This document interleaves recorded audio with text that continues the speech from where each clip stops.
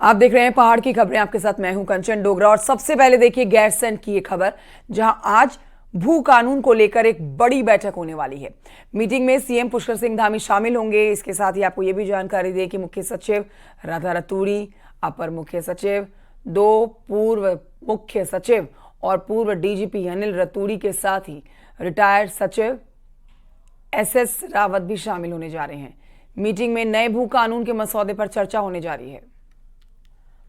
नया भू कानून जिसके ऊपर चर्चा होगी। गैरसैंण में आज भू कानून को लेकर यह बड़ी बैठक बुलाई गई है।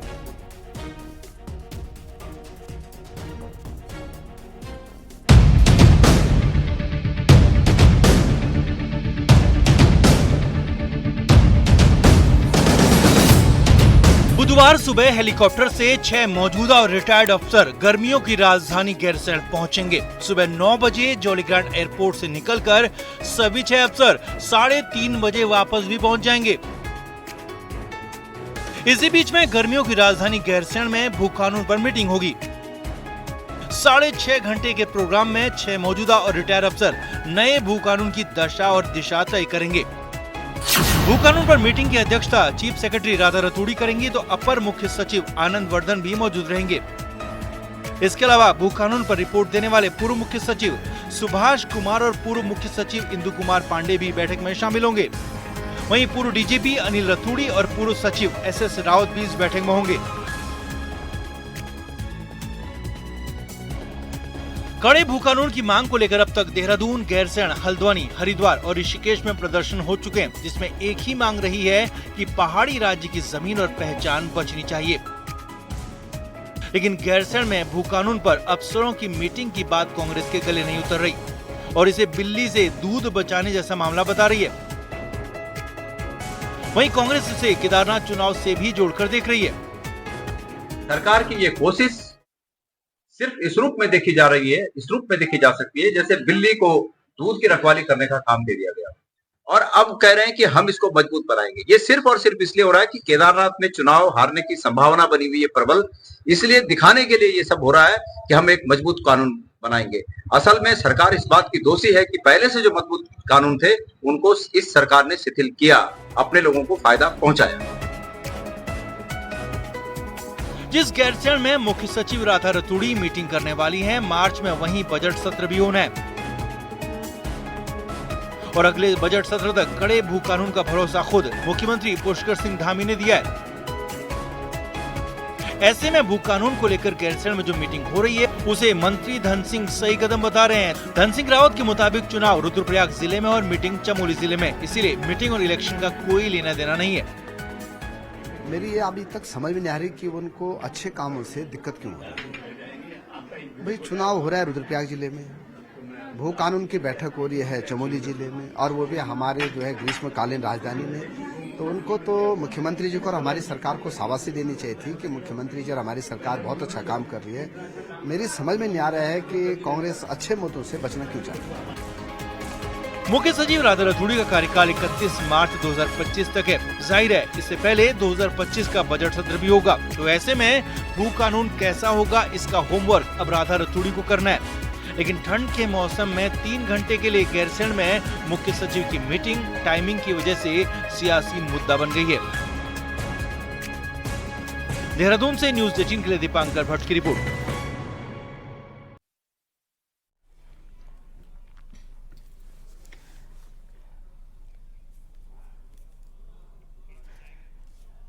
तो देखिए यहाँ आज गैरसैंण जो कि गर्मियों की राजधानी है उत्तराखंड की, यहाँ पर आज भू कानून को लेकर एक बड़ी बैठक होने जा रही है। भू कानून के ऊपर एक बड़ी बैठक इसलिए भी काफ़ी अहम मानी जा सकती है क्योंकि चुनावी सरगर्मियाँ चरम पर हैं। अब मीटिंग में सीएम धामी खुद मौजूद रहने वाले हैं और इनके साथ मुख्य सचिव राधा रतूड़ी भी मौजूद रहेंगी। अपर मुख्य सचिव, 2 पूर्व मुख्य सचिव और पूर्व डीजीपी अनिल रतूड़ी भी इस मीटिंग में मौजूद रहने वाले हैं। आपको यहाँ जानकारी दे देते हैं कि इस मीटिंग में नए भू कानून के मसौदे पर चर्चा होगी, जिसकी मांग लगातार प्रदेशवासी कर रहे हैं, उत्तराखंड के वासी कर रहे हैं। तो ऐसे में ये मुद्दा बहुत गंभीर है जिसके ऊपर लगातार चर्चा की मांग की जा रही है और इस इसी पर और जानकारी देने के लिए हमारे साथ नितिन सेमवाल लाइव मौजूद हैं। सीधे रुख करेंगे नितिन सेमवाल की तरफ। नितिन सेमवाल, ये मुद्दा बहुत गंभीर है। लगातार हम देख रहे हैं कि प्रदेश के अंदर इस मुद्दे को लेकर, भू कानून के लेकर प्रदेशवासी भी अपनी राय रख रहे हैं और जल्द से जल्द इसके ऊपर नए कानून को बनाने की मांग कर रहे हैं।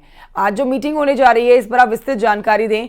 मीटिंग कितने बजे शुरू होगी, क्योंकि बहुत अहम मीटिंग है। खुद प्रदेश के मुख्यमंत्री पुष्कर सिंह धामी इस मीटिंग में मौजूद रहने वाले हैं और उनके साथ साथ इस मीटिंग में कौन मौजूद रहेंगे और किन महत्वपूर्ण भू कानून से जुड़े हुए बिंदुओं के ऊपर चर्चा की जानी है। नितिन सेमवाल। जी, निश्चित रूप से अगर देखा जाए तो गैरसैंण में आज महत्वपूर्ण बैठक रखी गई है, जिसकी अध्यक्षता मुख्य सचिव करेंगे, ये अभी तक बताया गया है। और इसी बैठक में आज मुख्यमंत्री पुष्कर सिंह धामी भी लगभग 11 बजे शामिल होंगे। तो 11 बजे से ये बैठक शुरू हो जाएगी। गैरसैंण भराड़ीसैंण में जो विधानसभा परिसर है उसमें ये बैठक रखी गई है और बताया जा रहा है कि लगभग 11 बजे से जब बैठक शुरू होगी तो 2 बजे तक ये बैठक चलेगी। इस पर मुख्य रूप से अगर देखा जाए तो उत्तराखंड में जिस तरीके से भू कानून एक बहुत बड़ा मुद्दा बनने जा रहा है, लगातार लोग इसका को लेकर प्रदर्शन भी कर रहे हैं। कई संगठन इसमें विरोध प्रदर्शन कर रहे हैं और जल्द से जल्द प्रदेश में भू कानून लागू करने की मांग कर रहे हैं। तो इसमें कहीं ना कहीं सरकार गंभीर है और अब आज मुख्यमंत्री पुष्कर सिंह धामी इस पर कोई फैसला भी ले सकते हैं या एक कमेटी तैयार की जा सकती है। ये आज देखना होगा कि बैठक के बाद क्या फैसला आता है। लेकिन अगर मुख्यमंत्री पुष्कर सिंह धामी की बात करें तो आज वो चमोली जनपद के ही दौरे पर रहेंगे। इस बैठक में भी वो शामिल होंगे, भगवान बद्री विशाल के भी वो दर्शन करेंगे। और सबसे बड़ी बात यह है कि भू कानून पर जो महत्वपूर्ण विषय है उस पर बैठक में शामिल होने से पहले वो भगवान बद्री विशाल के दर्शनों के लिए भी पहुंच रहे हैं। तो सबकी निगाहें अब इसी पर टिकी हुई हैं कि आखिर आज गैरसैंण में ये एक बड़ा सवाल इसलिए भी बन जाता है कि देखिए चुनावी सरगर्मियां चरम पर है। ऐसे में जो प्रदेशवासियों की मांग है, भू कानून का गंभीर मुद्दा है, इसको लेकर लगातार कानून बनाने की और इसके ऊपर कुछ सख्ती से आगे बढ़ने की सरकार से प्रदेशवासी लगातार मांग करते जा रहे हैं। तो क्या चुनावी सरगर्मियों के मद्देनजर भी सरकार यानी कि मुख्यमंत्री पुष्कर सिंह धामी इसके ऊपर जल्द ही कोई फैसला ले सकते हैं, कानून ला सकते हैं? जी, निश्चित रूप से अगर देखा जाए तो जिस तरीके से केदारनाथ में विधानसभा उपचुनाव चल रहे हैं तो कहीं ना कहीं एक गंभीर विषय जो भू कानून है उसको लेकर फैसला हो सकता है या उस पर कुछ विशेषज्ञों की राय ली जा सकती है, क्योंकि अभी सरकार पहले इस पर सभी लोगों की राय लेगी।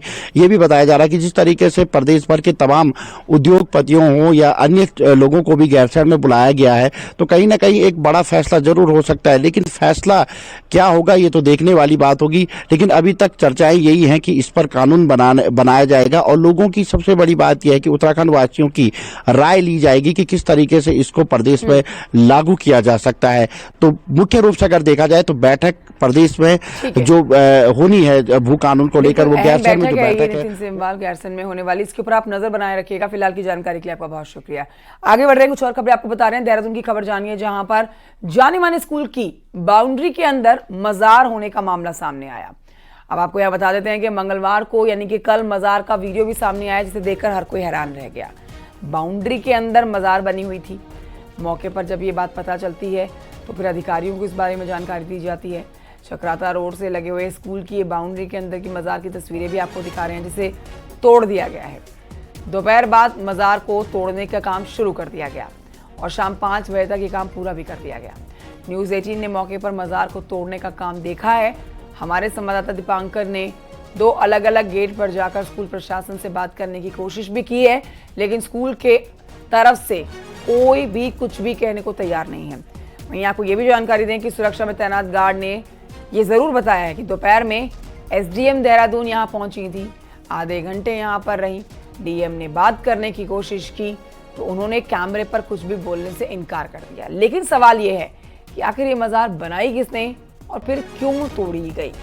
पुरानी है तो उसे क्यों तोड़ा जा रहा है? सवाल ये भी बनता है कि विवादित प्राइवेट लैंड में सरकारी हस्तक्षेप क्यों और किसके द्वारा करवाया गया? एक ये भी सवाल बनता है कि अगर सरकारी जमीन है और वक्फ की संपत्ति है तो स्कूल की बाउंड्री के अंदर कैसे है?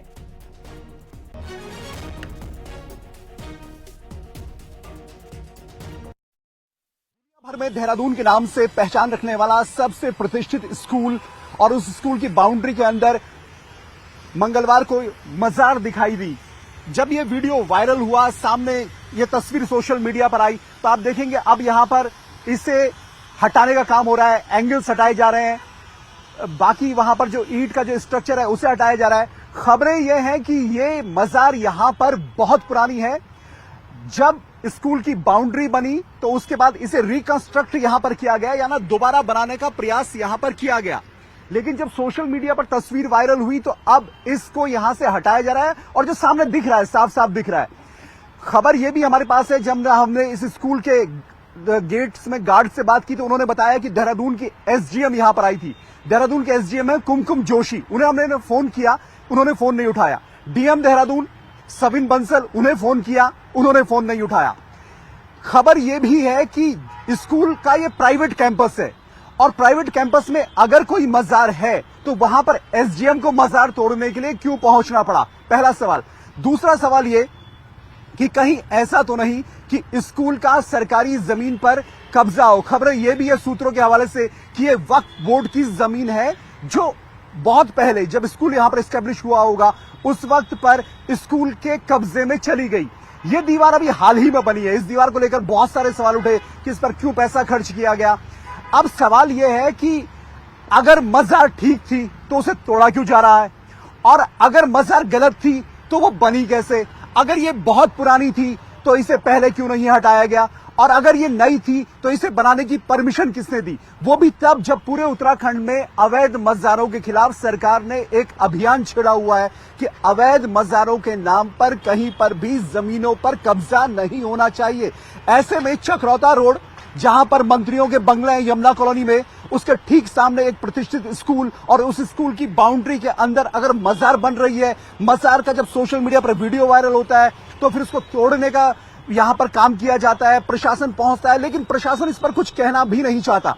वक्फ बोर्ड के जो चेयरमैन है, अध्यक्ष है शादाब शम्स, उनसे हमने बातचीत की तो उन्होंने कहा कि इसकी जानकारी वो जुटा रहे हैं कि क्या ये वक्फ बोर्ड की जमीन है। तो सवाल बहुत सारे हैं कि एक प्राइवेट स्कूल के अंदर मजार बनी या बनाई गई, उसे तोड़ने का आदेश आखिर क्यों देना पड़ा, क्यों एसडीएम को यहां आकर इस मजार को तोड़ने की बात कहनी पड़ी। और ये सारी तस्वीरें हमारे सामने हैं। दिन भर से लगभग 12 बजे से ये तोड़ने का काम शुरू हुआ, शाम का लगभग 4:30 बजे है और अभी भी यहां पर इस मजार को तोड़ा जा रहा है। तो बहुत सारे सवाल है और जांच का विषय ये भी है कि ये मजार बनाई जा रही थी या बहुत पुरानी थी, स्कूल का यहां जमीन पर कब्जा है या जमीन स्कूल की है, स्कूल मजार बनवा रहा था या मजार किसी और ने बनवाई। ऐसे बहुत से सवालों के जवाब जांच में मिलेंगे। कैमरा पर्सन दीपक उपाध्याय के साथ दीपांकर भट्ट, न्यूज 18 देहरादून। शहर के बीचों बीच प्राइवेट स्कूल की बाउंड्री में मजार का मामला गंभीर है। हिंदूवादी संगठन से जुड़े हुए स्वामी दर्शन भारती का कहना है कि देखिए इसकी जांच होनी चाहिए और कार्रवाई भी होनी चाहिए। वहीं दावे के साथ वक्फ बोर्ड भी सामने आ चुका है। वक्फ बोर्ड इस प्रॉपर्टी के केयर टेकर रईस खान का कहना है कि मजार बहुत पुरानी है, जमीन भी वक्फ की है, लेकिन जिला प्रशासन ने शिकायत के बाद भी कोई कार्रवाई नहीं की और अब वक्फ की जमीन पर कब्जा है। लेकिन आज किसने तोड़ने का आदेश दिया ये पता नहीं चल पाया है। स्कूल बताइए जो देहरादून मतलब उत्तराखंड का मतलब इन देश का इतना नामी गिरामी स्कूल, अगर उसके बाउंड्री के वाल के अंदर उसके क्षेत्र के अंदर कोई मजार बनाई जा रही है तो ये उत्तराखंड के लिए बड़ा दुर्भाग्यपूर्ण होगा और पूरे देश के लिए भी मैं कहूंगा। और तत्काल इस निर्माणाधीन मजार को सरकार को रोकना चाहिए, जिला प्रशासन को रोकना चाहिए। अगर ऐसा ना हुआ तो हमें स्वयं वहां जाना पड़ेगा। मेरे को काफी पहले से पता है कि इसके अंदर एक मजार भी है। सन 2000 के आसपास में एक बार स्कूल में गया था तो मेरे को मालूम था कि मैं गया था कि यहाँ एक मजार भी है। इसका नंबर है खसरा नंबर 6, 8 और 11, 57.30 एकड़ जमीन है। ये सारी मेरे को लगता है 2-4 तो उधर मजार के आसपास ही हैं, अब 10-20 घर होंगे और बाकी जो है डीएम से हमने बात की, उन्होंने कहा हमने तोड़ने का आदेश नहीं दिया और एसडीएम यहाँ पहुंचती है तो इसे तोड़ कौन रहा है। मतलब आपकी प्रॉपर्टी वक्फ की, आपका जो दावा है टूट रही है स्कूल की बाउंड्री के अंदर, प्राइवेट प्रॉपर्टी है, डीएम कहते हैं हमने तोड़ने का ऑर्डर, तो तोड़ कौन रहा है इसे। देखो ये मेरी जानकारी में नहीं है। मेरे पास अभी किसी का फोन आया था कि तुम्हारी उस पर तोड़ने के लिए गए हैं। मैंने कहा चलो मैं देखता हूँ। अब आगे की मैं तो वक्फ बोर्ड को सूचित करूंगा, वक्फ बोर्ड से मालूम करूंगा कौन तोड़वाने का प्रयास कर रहा है इसको। मेरे भी जानकारी में है नहीं है। केदारनाथ चुनाव को लेकर सीएम धामी जोर शोर से प्रचार कर रहे हैं। इस बीच सीएम धामी ने रुद्रप्रयाग में अनुसूचित जाति स्वाभिमान सम्मेलन में भी शिरकत की है। कार्यक्रम के दौरान की तस्वीरें आप देख रहे हैं। मुख्यमंत्री धामी ने केदारनाथ उपचुनाव में बीजेपी उम्मीदवार आशा नौटियाल के लिए जनता से वोट की अपील की। सीएम धामी ने कहा है कि राज्य के विकास के लिए सरकार लगातार काम कर रही है। सीएम ने यह भी कहा है कि पीएम मोदी के मार्गदर्शन में भव्य और दिव्य केदारपुरी का निर्माण हो रहा है। सीएम धामी ने कांग्रेस पर हमला बोला। मुख्यमंत्री ने कहा कि कांग्रेस सिर्फ झूठ बोलने और अराजकता और अफवाह फैलाने का काम करती है।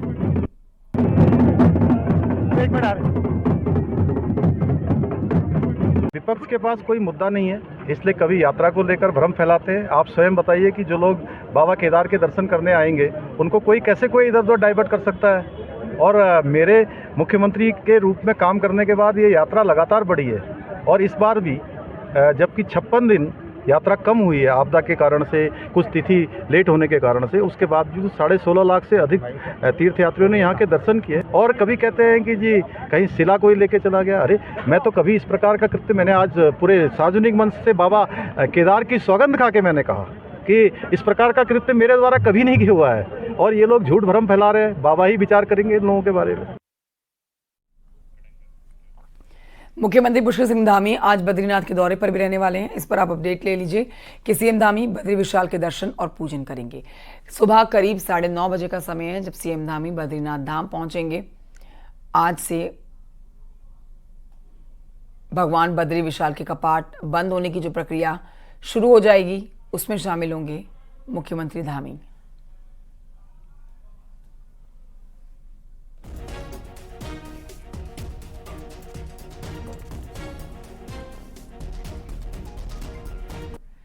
तो एक तरफ बद्री विशाल के दौरे पर मुख्यमंत्री धामी और दूसरी तरफ भगवान बद्री विशाल के कपाट बंद होने की प्रक्रिया आज से होगी शुरू। सबसे पहले आज पंच पूजन में गणेश भगवान जी की विशेष पूजा अर्चना की जाएगी। इसके बाद शाम को गणेश भगवान के कपाट बंद हो जाएंगे। 14 नवंबर को अन्नकूट के बाद भगवान आदि केदारेश्वर के कपाट बंद हो जाएंगे। 15 नवंबर को अडग पुस्तक पूजन और वेद रचाओं का वाचन बंद होगा, जबकि 16 नवंबर मां लक्ष्मी जी को कढ़ाई भोग लगाया जाएगा। इस दिन माता लक्ष्मी की विशेष पूजा अर्चना संपन्न होगी। 17 नवंबर को रात 9:07 पर बद्रीनाथ धाम के कपाट बंद किए जाएंगे।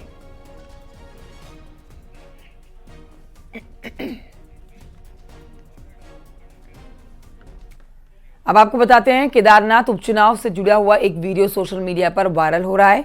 दावा किया जा रहा है कि कैबिनेट मंत्री सतपाल महाराज को बीजेपी के चुनाव कार्यालय में जाना था, लेकिन वो गलती से कांग्रेस के चुनाव कार्यालय में पहुंच गए। वहीं आपको बताएंगे किसी कार्यकर्ता ने उन्हें माला भी पहना दी, लेकिन जल्दी ही इस बात का पता चल गया और मंत्री जी वहां से चले गए। हालांकि न्यूज़ 18 इस वायरल वीडियो की पुष्टि नहीं करता है।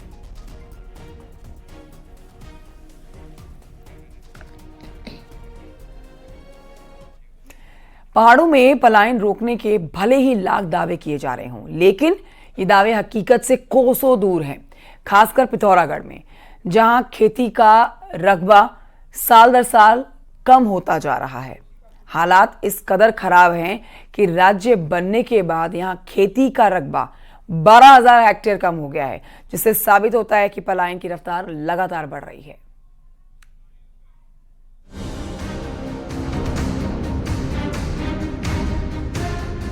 राज्य बनने के बाद पहाड़ी इलाकों से पलायन थम नहीं रहा।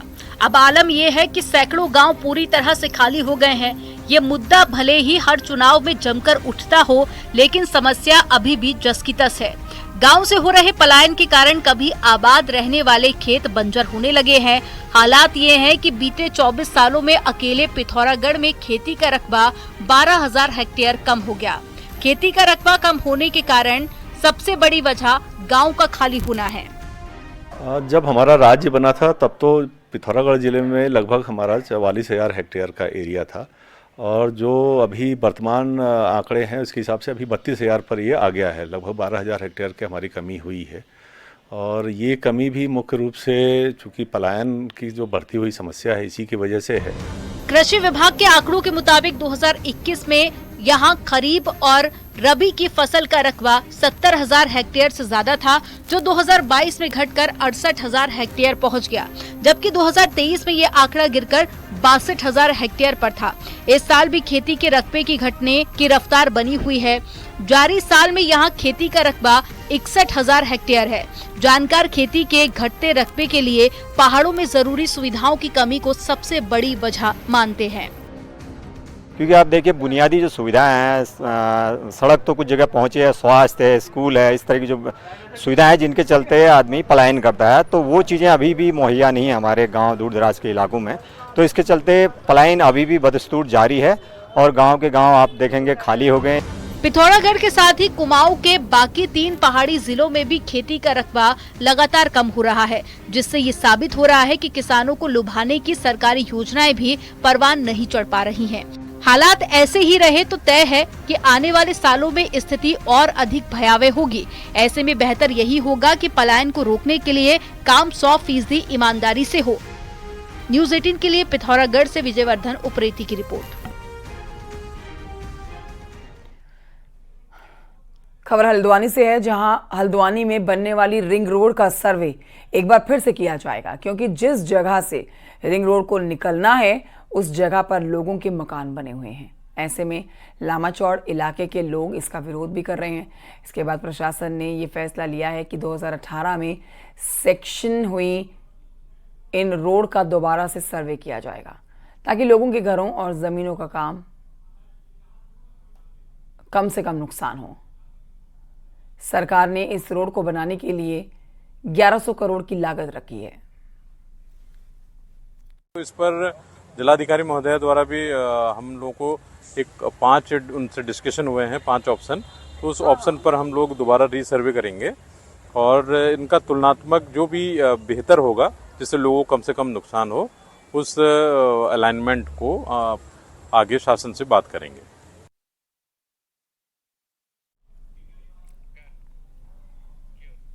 आगे बढ़ते आपको दिखाते हैं पहाड़ की 10 बड़ी खबरें पहाड़ टॉप 10 में। ऋषिकेश में मुनि की रेती पुलिस ने अवैध शराब के साथ एक तस्कर को गिरफ्तार किया है। आरोप के मुताबिक आरोपी के पास से 58 पाउच अवैध अंग्रेजी शराब बरामद हुई।